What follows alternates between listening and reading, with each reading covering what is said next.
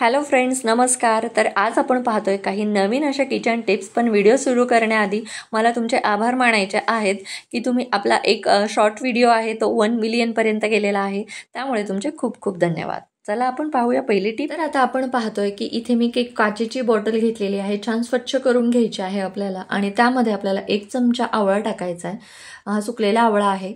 तर हा आवळा जर का तुमच्याकडे नसेल सुकलेला तर तुम्ही आवळा पावडर वापरली तरीही चालेल. 1 चमचा मेथी दाणे आणि 1 चमचा काळे तीळ वापरलेले आहेत. मेथी दाणे, आवळा आणि हे काळे तीळ आपल्या केसांच्या आरोग्यासाठी अतिशय फायदेशीर असे ठरतात. त्यानंतर 2 ते 3 तुळशीची पानं आणि इथे मी एक कढीपत्त्याचा पूर्ण पत्ता त्याच्या काडीसहित आपल्याला अशा प्रकारे यामध्ये ठेवून घ्यायचा आहे. तर आता हे आपल्याला यामध्ये आता तेल टाकायचं आहे. तर मी इथे लाकडी घाण्याचं तेल वापरते कारण की ते जास्त प्युअर असतं. तुम्ही कुठलंही तेल वापरलं तरीही चालेल किंवा कुठलंही एक तेल टाकलं तरीही चालेल. मी इथे तीळ तेल आणि खोबरेल तेल टाकून घेत आहे. आता यामध्ये आपल्याला रोजमेरी इसेन्शियल ऑइल टाकायचं आहे. माझ्याकडे अवेलेबल होतं म्हणून मी टाकलं, अदरवाईज नाही टाकलं तरीही चालेल. आता हे व्यवस्थित असं झाकण लावून पॅक करायचं आहे आणि थोडंसं मिक्स करून घ्यायचं आहे. आता ही बॉटल तुम्हाला उन्हाला ठेवायची आहे किंवा ऊन नसेल तर हरकत नाही. तुम्ही जितकं जास्त दिवस राहील तसं हळूहळू यामध्ये त्याचा अर्क उतरत जाईल आणि काही दिवसांनी तुम्हाला वाटला तर हा कढीपत्ता उघडा पडतोय तर तो खराब होऊ शकतो. म्हणून कढीपत्ता आणि तुळशीची पानं तुम्हाला काढून टाकायची आहेत आणि त्यानंतर तुम्ही तेल यामध्ये रिफिल करत राहा. त्यामुळे हळूहळू त्याच्यातले जे गुणधर्म आहेत ते तेलामध्ये उतरतील आणि जेणेकरून तुम्हाला त्याचा फायदा होईल. तेल लावताना थोडंसं गरम करून केसांच्या मुळाशी लावावं म्हणजे छान असा त्याचा फायदा होतो. आता पाहूया पुढची टिप. तर पहा, या शेंगा आहेत. तर शेंगा बऱ्याचदा घरात असल्या की आपल्याला ते फोडायचा कंटाळा येतो किंवा हातात बोटं दुखून येतात आपली शेंगा फोडते वेळी. तर तो त्रास वाचण्यासाठी मी इथे तुम्हाला एक टिप सांगते.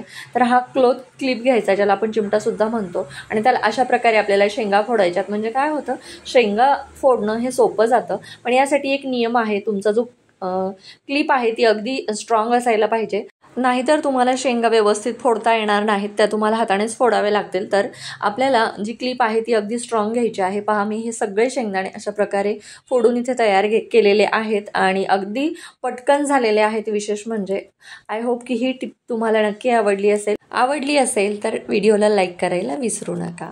तर आता पाहूया आपण पुढची टिप. तर पातेल्यामध्ये साधारण अर्धा ग्लास पाणी घेतलं आहे. त्यामध्ये गवती चहा टाकलेला आहे. हा अगदी फ्रेश असा गवती चहा आहे. त्यानंतर कढीपत्त्याचे 2 पत्ते मी घेतलेले आहेत पूर्ण. आता त्याच्या काड्यासुद्धा यामध्ये मी तोडून टाकते आणि कढीपत्तासुद्धा आपल्याला त्याचे तुकडे करून टाकायचे आहेत म्हणजे त्याचा व्यवस्थित असा अर्क या पाण्यामध्ये उतरेल. तर आता हे पाणी आपण का बनवतोय ते मी तुम्हाला पुढे सांगतेच. आता हे व्यवस्थित असं मिक्स करून घेतलं. आता यामध्ये आपल्याला छान असं उकळून द्यायचं आहे 2 ते 3 मिनिट आणि उकळल्यानंतर यामध्ये 2 चमचे आपल्याला चहापत्ती टाकायची आहे जी आपण रोजची चहाला वापरतो आणि 1 चमचा 1 ते अर्धा चमचा टाकला तरी चालेल. कॉफी पावडर टाकलेली आहे मी आणि आता पुन्हा 2 ते 3 मिनिट हे व्यवस्थित मी उकळून घेतलं लो गॅसवर. आता हे थंड करून घ्यायचं आहे. थंड झाल्यानंतर हे पाणी आपल्याला गाळून घ्यायचं आहे. आता इथे मी लोखंडी कढई घेतलेली आहे. जर तुम्ही हर्बल मेहंदी भिजवत असाल तर तिथे नेहमी तुम्हाला लोखंडी कढईमध्येच भिजवायची आहे. त्यामुळे केसांना खूप फायदा होतो आणि जो उरलेलाच होता आहे त्यामध्ये थोडंसं मी पाणी टाकलं आणि ते झाडांना आपल्याला टाकायचं आहे. जे कुंडीतली झाडं असतात त्यामुळे त्याची वाढसुद्धा खूप चांगली होते. आणि तुम्ही जर माझ्या किचन टिप्स फॉलो करत असाल तर तुम्हाला माहिती असेल हे झाड मी घरी म्हणजे नागिनीचं वेल आहे हा. तर हे नागिनीचं वेल मी त्याचा रोप घरी तयार केलेला आहे आणि पहा किती छान असं मोठं हे झाड झालेलं आहे. आता वेल झालेला आहे. आणि आता आपण वळूया मेहंदी भिजवण्याच्या प्रोसेसकडे. तर इथे मी मेहंदी घेतलेली आहे. तुम्हाला जी ही मेहंदी आवडत असेल ज्या ही कंपनीची त्या कंपनीची तुम्ही घेऊ शकता. तर आता इथे तुमच्या केसांची लांबी किती आहे त्यावर डिपेंड करतं की तुम्ही किती मेहंदी घेणार आहात. माझ्या केसांच्या लांबीनुसार इथे मी 1.5 पाऊच हे घेतलेलं आहे. 1.5 पॅकेट मी घेतलेली आहे मेहंदी. तर आता आपल्याला यामध्ये थोडंसं दही टाकायचं आहे. म्हणजे काय होतं, आपल्या केसांना छान जेव्हा मेहंदी लावतो आपण तेव्हा ते खूप असे वृक्ष म्हणजे खूप कोरडे होतात. तर ते होऊ नये म्हणून 1 चमचा दही टाकायचं आहे आणि अंडं इथे टाकलेलं आहे मी 1 अंडं. तर अंडाचा विषय आहे की जे अंडं खात नाहीत म्हणजे मांस मच्छी वगैरे काही खात नाहीत तर ते अंडंसुद्धा टाकत नाहीत, तर त्यांनी ते वगळावं. त्यांनी नाही टाकलं तरीही चालेल, त्यांनी त्याऐवजी कोरफडीचा गर टाकला तरीही चालेल. आता हे व्यवस्थित असं मी मिक्स करून घेतलं आणि वरून काय होतं, मेहंदी भिजवल्यानंतर ती सुकते म्हणून थोडंसं वरून मी पाणी टाकते म्हणजे मेहंदी सुकली जात नाही. आता रात्रभर मी हे तसंच ठेवलं. आता माझ्याकडे आवळा पावडर नव्हती पण सुकलेला आवळा माझ्याकडे होता. मग मी काय केलं, त्यामध्ये साधारण 1 चमचा आवळा टाकला आणि त्यामध्ये पाणी टाकलं म्हणजे दुसऱ्या दिवशी सकाळी आपल्याला हे पाणी यामध्ये टाकता येईल. तुमच्याकडे आवळा पावडर असेल तर डायरेक्टली टाकली तरीही चालेल किंवा यामध्ये हे जे पाणी आहे ते मी डायरेक्ट ओतलेलं आहे. तुम्ही थोडंसं त्याला उकळून घेतलं, थंड करून यामध्ये टाकलं तरीही चालेल. आता जर का तुम्हाला काळे केस हवे असतील तर तुम्हाला 2 ते 3 दिवस मेहंदी तशीच ठेवायची आणि थोडेसे सोनेरी हवे असतील तर दुसऱ्या दिवशी मेहंदी लावली तरीही चालेल. आता मेहंदी लावल्यानंतर साधारण 3 तासांनी मी केस धुतले आणि बिना शॅम्पूचे धुतलेले आहेत आणि तुम्ही पाहू शकाल किती छान अशा चमक आलेली आहे या केसांवर आणि खूप सॉफ्टसुद्धा झालेले आहेत. तर पुढच्या वेळी मेहंदी भिजवताना याच पद्धतीने भिजवा. तर आता पाहूया आपण पुढची टिप. तर इथे मी ग्लासात पाणी घेतलेलं आहे आणि दुसऱ्या हातामध्ये माझ्याकडे हे आहे लौंग तेल म्हणजे लौंग जे असते त्याचं तेल आहे. तर हे तेल बऱ्याचशा गोष्टींसाठी आपल्याला उपयोगात येतं. तर त्यातलेच 2 उपयोग मी तुम्हाला सांगणार आहे. तर आपल्याला काय करायचं आहे, जेव्हाही आपली दाढ दुखते म्हणजे दात दुखतो त्यावेळी काय करायचं आहे, एक छोटासा कापसाचा बोळा घ्यायचा आहे आपल्याला. त्यावर 1 ते 2 थेंब आपल्याला या लौंग तेलचे टाकायचे आहेत आणि जिथेही तुम्हाला जिथे दाढ दुखी आहे त्या जागेवर आपल्याला दात दुखतोय तिथे ठेवायचं आहे आणि त्यानंतर तुम्हाला काही वेळातच आराम मिळेल. आणि दुसरी गोष्ट म्हणजे या तेलाचा अजून एक उपयोग मी तुम्हाला सांगते. जर का तुम्ही एकदम बेस्ट अशा माउथवॉशच्या शोधात असाल तर हे आयुर्वेदिक असं हे माउथवॉश आहे. याच्या अजिबात आपल्या शरीराला काही घातक असे माउथवॉश आहेत की ज्याने आपल्याला त्याचा फायदा होण्यापेक्षा त्याचे तोटेच जास्त होतात. तर त्यासाठी अगदी बेस्ट असं ऑप्शन आहे. तर इथे आपल्याला 1 ग्लास पाणी घ्यायचं आहे आणि त्या पाण्यामध्ये साधारण 2 ते 3 थेंब आपल्याला या लौंग तेलाचे टाकायचे आहेत. त्यानंतर ते व्यवस्थित असं आपल्याला मिक्स करायचं आहे आणि मिक्स केल्यानंतर कारण की काय होतं, तेल जे आहे ते पाण्यामध्ये पटकन मिक्स होत नाही, त्यामुळे व्यवस्थित असं मिक्स करायचं आहे आणि मिक्स केल्यानंतर त्याने आपल्याला छान असं माउथवॉश करायचं आहे, गुळण्या करायच्या आहेत आणि त्यानंतर तुम्हाला अगदी फ्रेश असं वाटेल. तर यामुळे आपल्याला फायदा काय होतो, तर जेव्हा आपण याने गुळण्या करतो, माउथवॉश करतो तर आपल्या जे दातांचं आरोग्य आहे तर ते व्यवस्थित राहतं. दुसरं म्हणजे जेही आपल्याला दातांमध्ये कीड वगैरे लागते त्यापासून संरक्षण होतं. जर बॅड स्मेल येत असेल म्हणजे तोंडाची दुर्गंधी जर येत असेल तर त्यापासून सुद्धा तुम्हाला सुटका मिळेल. असे एक ना एक भरपूर असे फायदे आहेत याचे. नक्की एकदा तुम्ही जर का चांगल्या माउथवॉशच्या शोधात असाल तर अगदी 20 ते साधारण 30 रुपयापर्यंत आपल्याला ही छोटीशी बॉटल मिळते. अगदी छोटीशी बॉटल आहे पण तिचं काम खूप मोठं आहे. नक्की एकदा जर का तुम्हाला असे काही प्रॉब्लेम्स असतील तर नक्की ह्या पाण्याने ह्या माउथवॉश म्हणून त्याचा उपयोग करा आणि तुम्हाला खूप सारे फायदे होतील याची मात्र मी खात्री देते. तर आता आपण वळणार आहोत पुढच्या टिपकडे. एक पॅन घेतलेला आहे, त्यामध्ये आपल्याला अगदी थोडंसं बटर टाकून घ्यायचं आहे, साधारण अर्धा चमचा.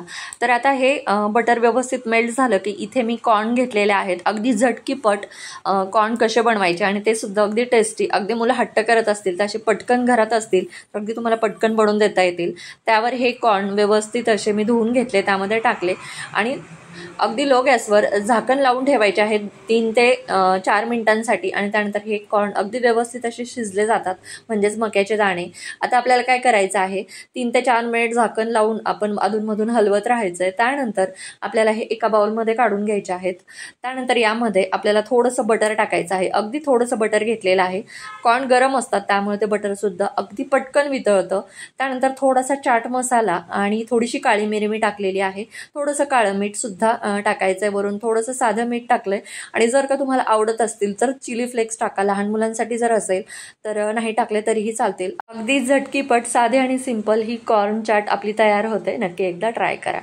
आता वळूया पुढच्या टिपकडे. तर इथे ही केळी आहे माझ्याकडे, खूप पिकलेली आहे आणि जनरली काय होतं, असं एखादं केळं राहिलं खूप जास्त पिकलेलं असलं तर त्याला आपण फेकूनच देतो. तर त्यावेळी आपल्याला काय करायचं आहे, एक वाटी घ्यायची आहे आणि एक चमचा घेऊन, काटे चमचा घेऊन त्याला व्यवस्थित असं स्मॅश करून घ्यायचं आहे, म्हणजेच बारीक करून घ्यायचं आहे. त्यानंतर यामध्ये साधारण अर्धा चमचा आपल्याला मध टाकायचा आहे आणि एक अर्धा चमचा यामध्ये आपण टाकणार आहोत कॉफी पावडर. कॉफी पावडर टाकल्यानंतर हे व्यवस्थित असं आपल्याला मिक्स करून घ्यायचं आहे आणि हा तयार झाला आपला होममेड असा फेस मास्क. अगदी छान असा तुमचा जो चेहरा आहे, तुमची जी स्किन आहे ती अशी छान ग्लो करते आणि तेवढीच मॉइश्चराईजसुद्धा होते. त्यामुळे ज्यांची स्किन ड्राय आहे त्यांच्यासाठी हा स्पेशली खूप इफेक्टिव्ह आहे. नक्की एकदा ट्राय करा. ज्यांची स्किन ड्राय आहे किंवा कॉम्बिनेशन आहे ते सुद्धा या फेस मास्कचा उपयोग करू शकता. आणि लावल्यानंतर एक 20 ते 25 मिनिट आपल्याला तसंच ठेवायचं आहे आणि साध्या पाण्याने चेहरा धुवायचा आहे आणि त्यानंतर व्यवस्थित त्याला आपल्याला काहीतरी एखादं छान असं मॉइश्चरायझर लावायचं आहे आणि तुमची स्किनमध्ये तुम्हाला अगदी छान असा फरक जाणवेल. आय होप की ही टिप तुम्हाला आवडली असेल. पाहूया आपण पुढची टिप. तर पुढची टिप आहे की आपण जेव्हा बरण्या स्टरलाइज करतो, आपण एकतर कोमट पाण्यामध्ये ठेवतो किंवा गरम पाण्याने धुवून काढतो, घासल्यानंतर गरम पाण्यामध्ये ठेवतो, अशा प्रकारे स्टरलाइज करतो. पण आपल्याला काय करायचं आहे की लसूण घ्यायचं आहे आणि त्यावर थोडासा हिंग टाकायचा आहे. तवा गरम करून छान त्याची वाफ निघते ती त्या बरणीला द्यायची आहे. म्हणजे तुम्हाला जेही धान्य, लोणचं असेल किंवा काही तुम्हाला ठेवायचं असेल, ते तुम्हाला वाटत असेल की हे लवकर खराब होऊ नये, त्यावेळी तुम्ही अशा प्रकारे बरण्या स्टरलाइज करू शकता. तर याने खूप छान असं स्टरलायझेशन होतं. तर नक्की एकदा ट्राय करा आणि मला नक्की सांगा की ही टिप तुम्हाला कशी वाटली. आता वळूया पुढच्या टिपकडे. वाटीमध्ये मी साधारण 1 चमचा बीटरूट ज्यूस घेतला आहे. त्यामध्ये आपल्याला 1 चमचा व्हॅसलिन टाकायचं आहे आणि अर्धा चमचा गाईचं तूप किंवा अर्धा चमचा खोबरेल तेल टाकलं तरीही चालेल. तर इथे मी खोबरेल तेल टाकलेलं आहे साधारण अर्धा चमचा आणि त्यानंतर आपल्याला हे अगदी व्यवस्थित मिक्स करायचं आहे. पण त्याआधी एक व्हिटॅमिन ईची कॅप्सूल मी टाकलेली आहे आणि हे व्यवस्थित मिक्स करून फ्रीजमध्ये एका बॉटलमध्ये ठेवा आणि लिप बाम म्हणून वापरा. सगळ्या टिप्स कशा वाटल्या मला नक्की सांगा. व्हिडिओ आवडला तर चॅनलला सबस्क्राईब करा. धन्यवाद.